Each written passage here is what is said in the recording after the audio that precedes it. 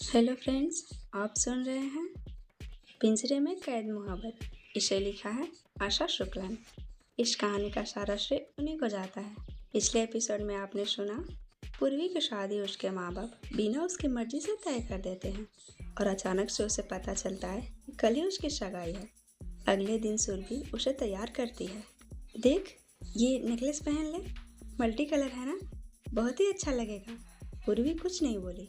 सुरभि ने चुपचाप वो नेकलेस उसके गले में पहना दिया।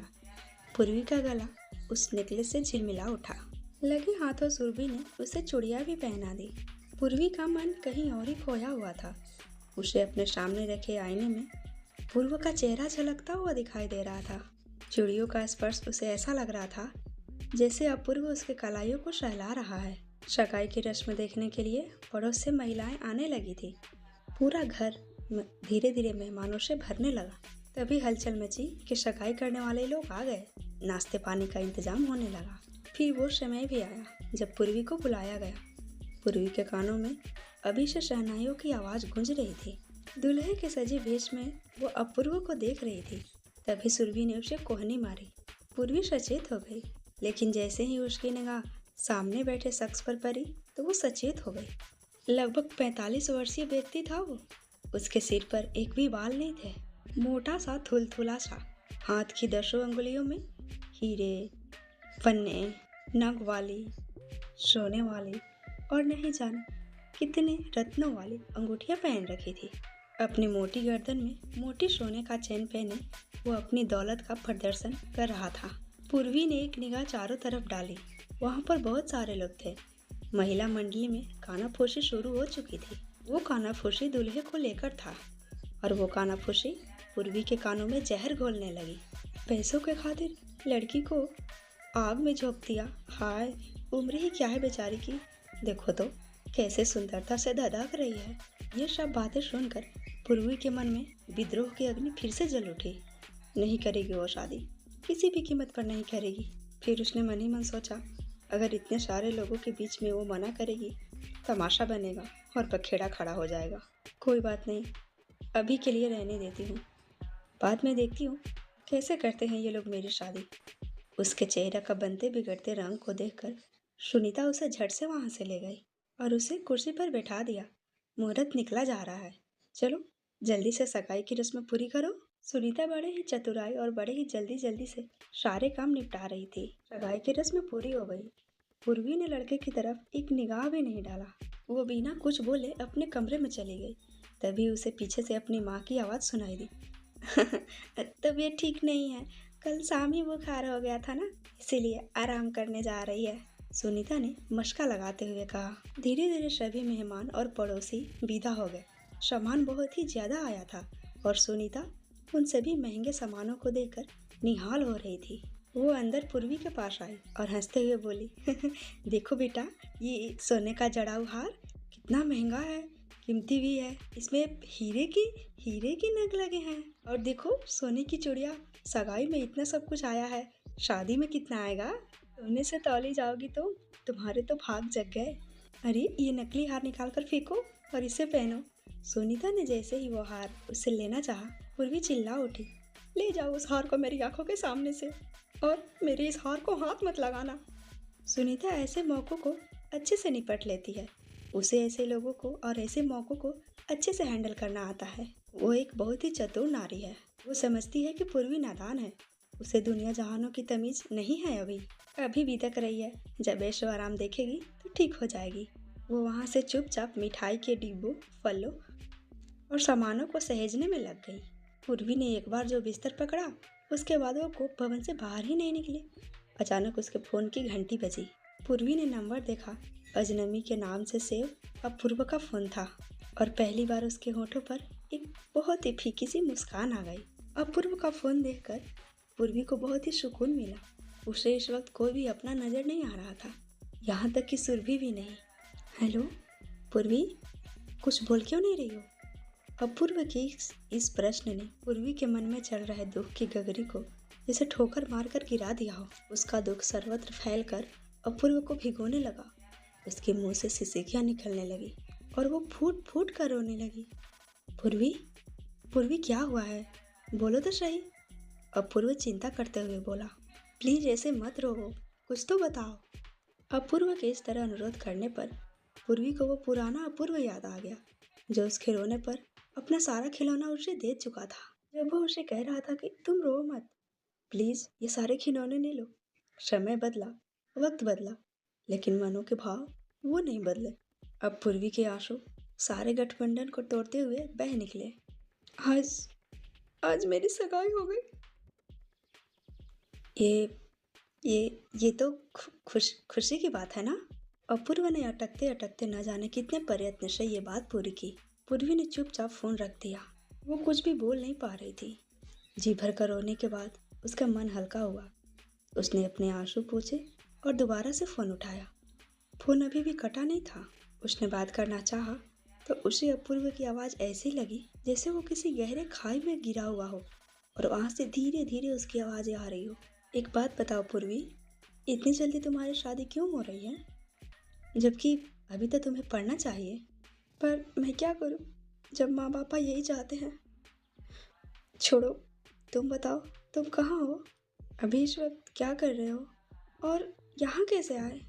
अरे बाप रे बाप अभी भी यही अंदाज है तुम्हारा, एक साथ इतने सारे सवाल। अभी तक तुम्हारी सुपर फास्ट एक्सप्रेस बंद नहीं हुई। पूर्वी के चेहरे पर एक मुस्कुराहट आ गई। शायद अपूर्व ने इसीलिए कहा था कि पूर्वी थोड़ा सा हल्का फील करे। सुनो मेरी बात, शुरू से लेकर आखिर तक। जब पहली बार मैं तुमसे मिला था तो मुझे लगा तुम एक बहुत अच्छी लग रही हो, और फिर तुम मेरी दोस्त बन गई। वो दोस्ती आगे बढ़ती गई, और फिर एक दिन जब तुम मेरे साथ नहीं होती हो तो सब कुछ वीरान वीरान सा लगता है।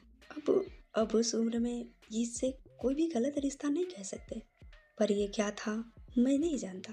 और जब एक दिन तुम अचानक से चली गई तो मुझे लगा कि मैं बेजान सा हो गया। जहाँ भी जाता मुझे सब उदास और नीरस लगता था। फिर मैं रुक न सका।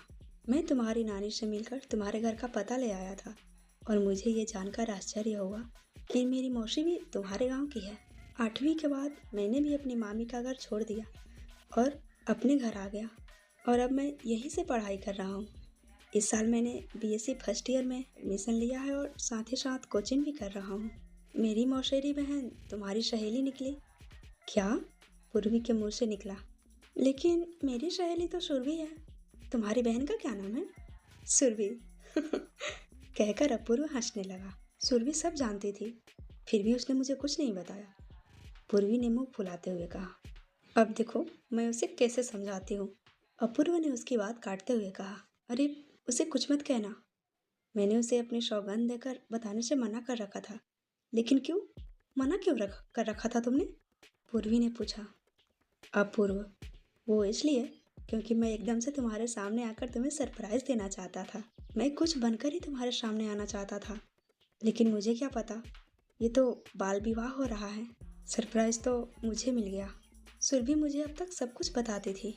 जब उसने मुझे बताया कि तुम मेला देखने आ रही हो तो मैं अपने आप को रोक नहीं सका, और मैं भी आ गया।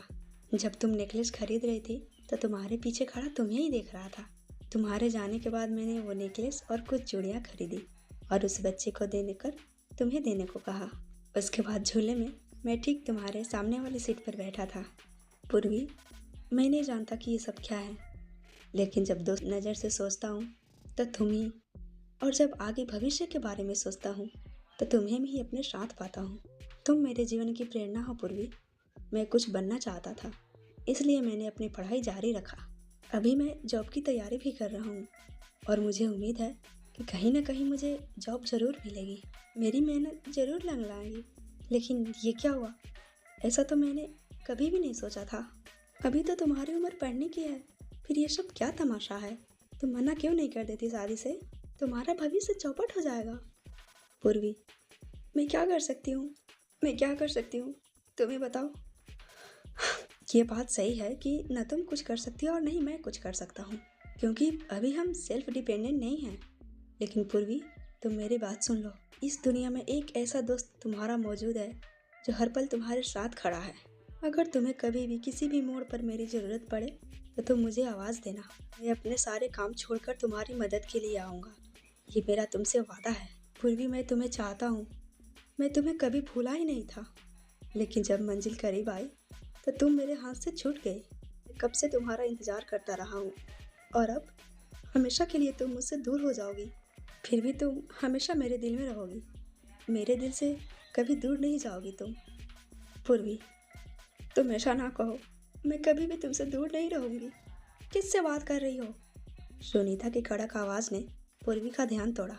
पूर्वी ने पलटकर देखा तो सुनीता उसे आंखों में आग लिए घूर रही थी।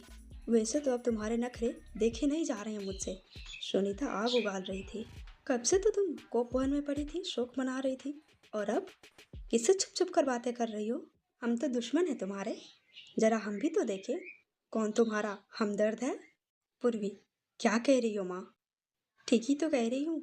अब समझ में आ रहा है मुझे कि तुम शादी कर क्यों इनकार कर रही थी। तुम तो पहले से रंगरेलियां मना रही हो। सुनीता ने झपट्टा मारकर पूर्वी के हाथ से मोबाइल छीन लिया। अब बात कर ले, इतना कहकर उसने सिम निकालकर तोड़ मड़ोड़ कर फेंक दिया और मोबाइल अपने पास ही रख लिया। पूर्वी अपने ऊपर लगे इतने गंदे गंदे इल्जाम से सन्न रह गई थी। उसको जैसे काटो तो खून नहीं, उसके जुबान को जैसे लकवा मार आ गया था। ये वही माँ है ना जो कभी तो मुझे लगता है कि ये अपनी जान भी मेरे ऊपर लुटा देंगी। और अब तेरे जवाब कहाँ गए? जब तेरी चोरी पकड़ी गई तो देवी बनकर खड़ी हो गई। सुनीता ने उसी तरह कहा। अब देखती हूँ मैं कैसे तू मना करती है।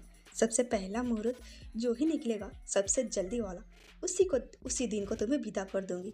फिर मैं देखती हूँ अपने आशिक के साथ तू कैसे रंगरेलियां मनाती है। मेरी तो नाक ही कट जाएगी माँ। पूर्वी जोर से चीखी। तेरे मन में जो आए सो कर, लेकिन मैं भी देखती हूँ तेरा कौन सा यार आकर इस शादी को रोकता है। अगर तुमने मेरी शादी कर भी दिया ना तो इससे कोई फायदा नहीं होगा। क्या लगता है तुम्हें कि अगर तुम मेरे जबरदस्ती शादी कर दोगी तो मैं मान लूँगी? बिल्कुल नहीं। अभी तक तो मैंने तुमसे कुछ नहीं कहा माँ, लेकिन अब कहती हूँ मेरी जिंदगी मेरी है और इस पर तुम्हारा कोई हक नहीं है। माना कि तुम मेरी जबरदस्ती शादी कर लोगी, इससे क्या तुम मेरा रिश्ता भी मनवा लोगी? सुनीता कमरे से चली गई और पूर्वी फूट फूट कर रोने लगी। उसी दिन पंडित को बुलवाया गया और विवाह का मुहूर्त निकलवाया गया। देरी लड़की वाले की तरफ से थी। लड़के वाले तो कब से तैयार बैठे थे। ऐसा लग रहा था जैसे उन्हें कह दिया जाए कि अभी 1 घंटे में शादी है तो वो दौड़कर आ जाएंगे। 8 दिन बाद की डेट सुनकर सभी प्रसन्न हुए और अपनी तैयारियां जोर शोर से शुरू कर दी। उस दिन के बाद अपूर्व से पूर्वी की बात हो ही नहीं पाई थी। पूर्वी मन ही मन खौल रही थी और आखिरकार करते करते 8 दिन गुजर गए। 8वें दिन धूमधाम से बारात आई। चारों तरफ आयोजन का माहौल बन रहा था।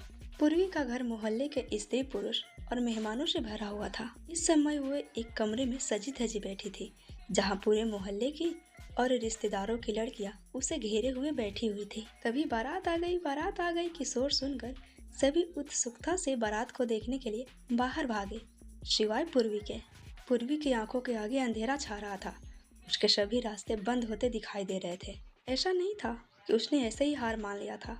उसने इस मकर जाल से निकलने की भरपूर कोशिश भी की थी, लेकिन जितना ही उसने हाथ पर चलाया था बाहर निकलने के लिए, उसकी माँ ने उसके ऊपर और ही बंदी से लाद दी थी और वह उसमें फंसती चली गई।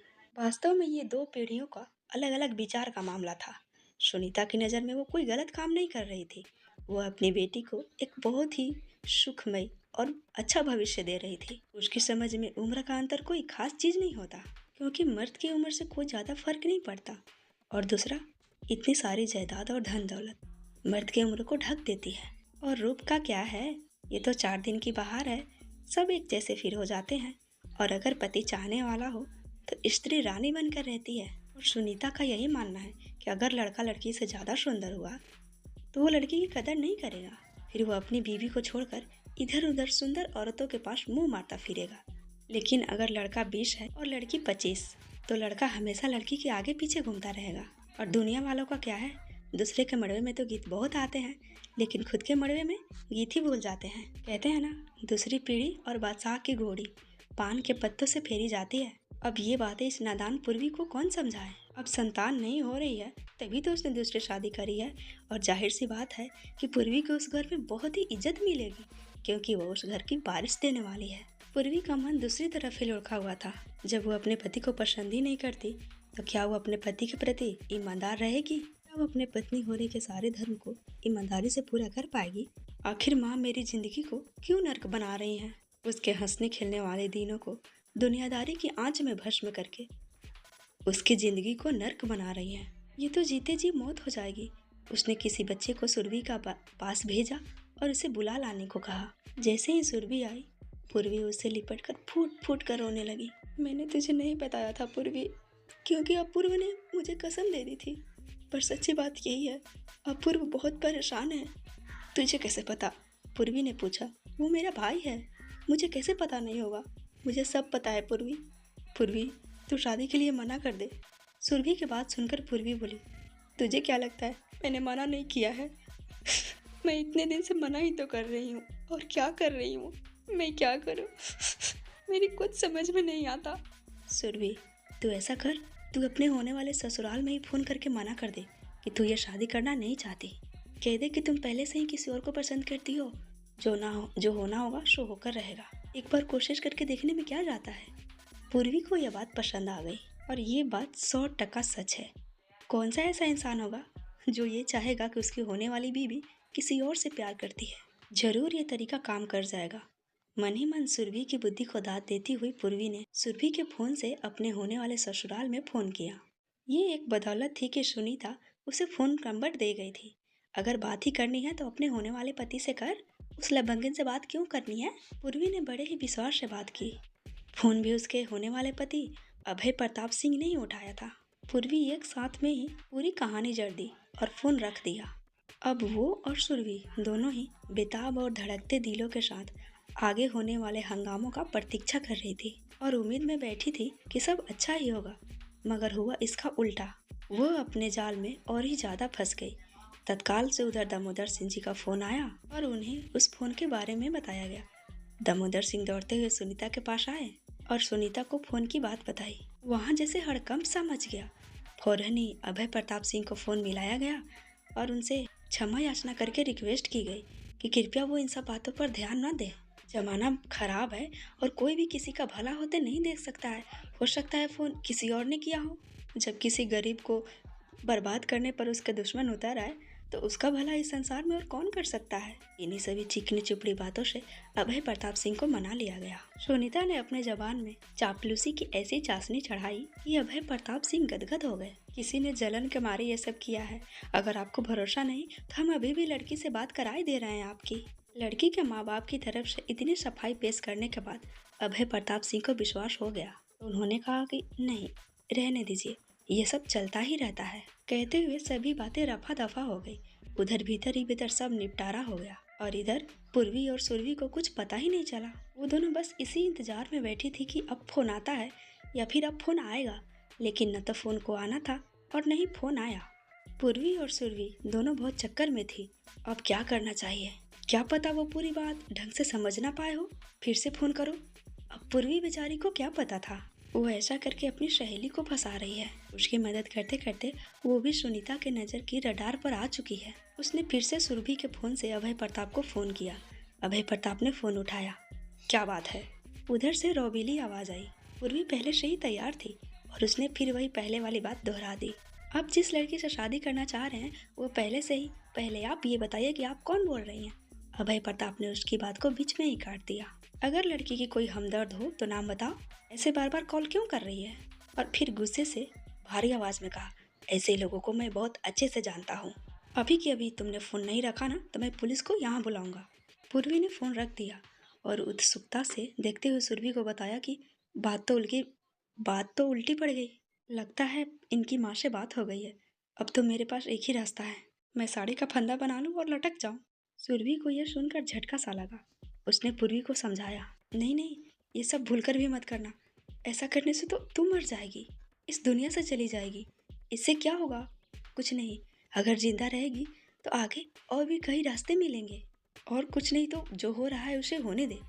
अगर जिंदगी खत्म हो गई तो सब खत्म हो जाएगा। सुरभि के जाने के बाद सुनीता ने पता लगाया कि कौन हो सकता है। पूर्वी का फोन तो उसने उसी दिन छीन लिया था और सुरभि के अलावा कोई भी सहेली अभी तक आई नहीं थी। उसका शक सुरभि पर गया तो उसने सुरभि को गालियां देनी शुरू कर दी। तो पूर्वी ने विरोध किया। उससे उसका शक और भी पक्का हो गया कि हो ना हो ये वही लड़की है जो मेरे घर के इज्जत का कबाड़ा कर रही है। जब पूर्वी से बर्दाश्त नहीं हुआ तो उसने चिल्लाते हुए कहा, मैंने बात की है सुरभि के मोबाइल से, इसमें उसकी कोई गलती नहीं है। और तुम इसे गालियाँ देना बंद करो। तो उसके क्रोध का पारावार नहीं रहा, उसने अल्टीमेटम दे दिया। बस बहुत हो गया पूर्वी, अब सुरभि इस घर में नहीं आएगी।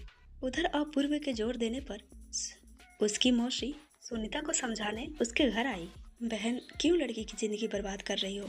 हमारा पूर्व क्या खराब है? उससे शादी कर दो, दोनों एक दूसरे को पसंद भी करते हैं। सुनीता ने पूछा। अपूर्व करता क्या है? सुरभि की माँ, अभी तो वो पढ़ता है, अभी उसकी उम्र ही क्या है? इस बात पर सुनीता तुनक्कर बोली। अभी पढ़ेगा, उसके बाद नौकरी ढूंढेगा, और इस बात का कोई ठिकाना नहीं है कि लगेगी नौकरी या नहीं लगेगी। इसके बाद उसने बड़े ही घमंड से कहा, जहाँ मैं अपनी बेटी की शादी कर रही हूँ वो लोग राजा हैं, राजा। उनका घर नहीं महल है, नौकरों की फौज है। सुरभि की माँ अपना समूह लेकर लौट आई। वो मन ही मन बहुत ही कुंठित हो गई थी, और सुरभि को तो पहले से ही सुनीता देवी ने बहिष्कृत कर रखा था अपने घर से। इन 8 दिनों में सुनीता ने बड़ी ही समझदारी और चालाकी से काम लिया था, और राम राम करते करते बारात आ ही गई। पूर्वी ने सारे प्रयत्न किए थे पर सब विफल रहे थे। अब वो मन ही मन अपनी किस्मत को कोस रही थी, भगवान ने उसे कैसे घर में भेज दिया। हे प्रभु, ये कौन से जन्मों की पापों की सजा दे रहे हो तुम मुझे? कैसा अन्याय होता है ये। जहाँ बच्चे पढ़ना लिखना चाहते हैं उन्हें पढ़ाने वाला नहीं मिलता, और जहाँ पढ़ाने वाले होते हैं वहाँ बच्चे पढ़ने वाले नहीं होते।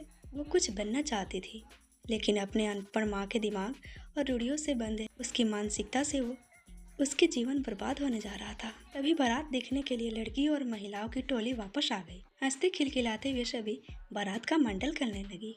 पूर्वी, क्या बारात आई है? सच में तुम महारानी बनकर रहेगी।